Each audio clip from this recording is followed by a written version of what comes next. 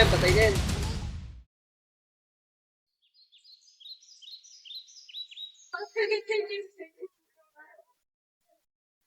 Tia Isabel, Bakit? may nakita kaming kwintas sa tabi ng bangkay. Baka kilala niyo kung sino. Clarita! Clarita!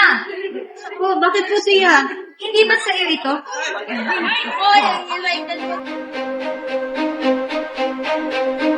Hindi!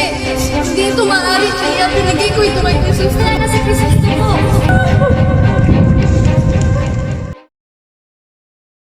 Oras lang para pagbayaran ninyo ang lahat-lahat. Sisiguraduhin kong bawas na kayo. Kapitan, ano na sinindi sa bahagi yung lumagay at yung mga toro pinitinunin? Bakit yung sinindi para kailangan sa takbo ng makina? Sapagkat sasasad tayo sa buhay. Ito ba ang mga tao sa inyo lalabigyan na hindi makabili ng alas dahil sa karanitaan?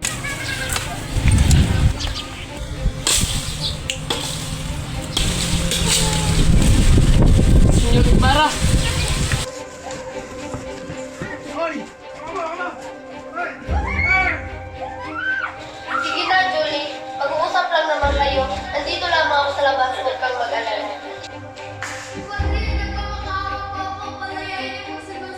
Halika dito, Julie. Huwag kang matakot. Makakalaya sa Basilio kung susunod.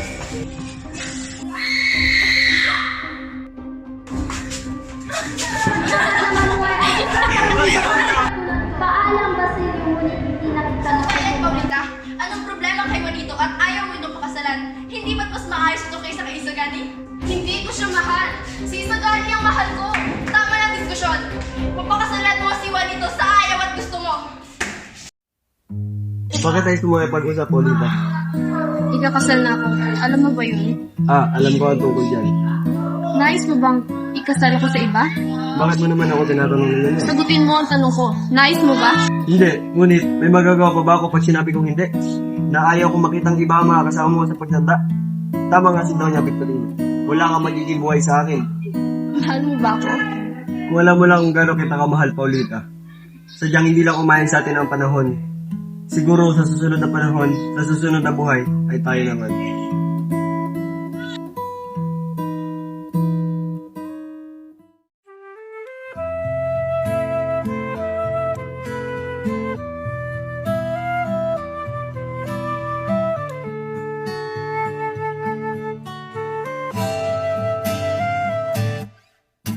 Tungalay kong arana para sa dalagang walang kasing ganda.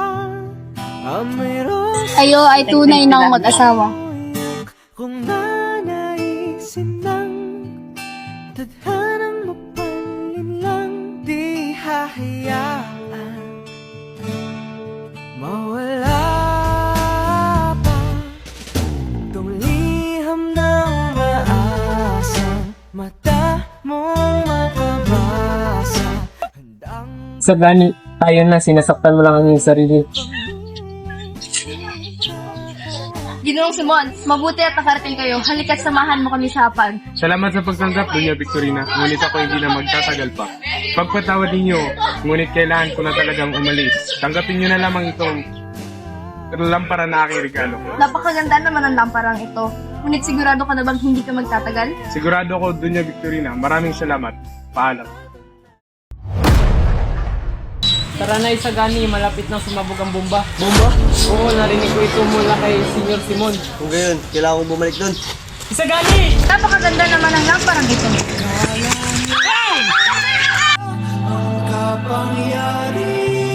Hindi ako mapayag na may sino mamamatay rito. Lalo na si Paulita.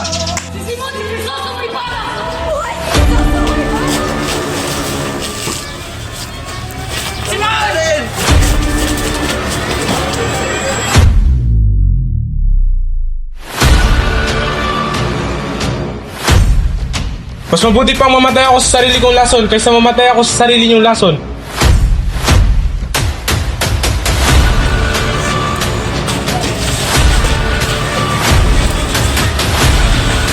Padre Florentino, hindi ko po nais mamatay na mayroong dalang kasalanan. Pinapatawad niya ng Diyos.